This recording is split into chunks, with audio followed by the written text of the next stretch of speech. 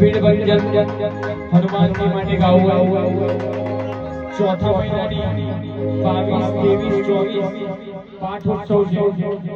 નવા મંદિરનું નિર્માણ કરેલ છે ત્યારે મારે ગામ વતી ગાવું હોય ત્યારે કેવું ગવાય? એ સાકરિયા મારો સાકરિયા મોટો છે.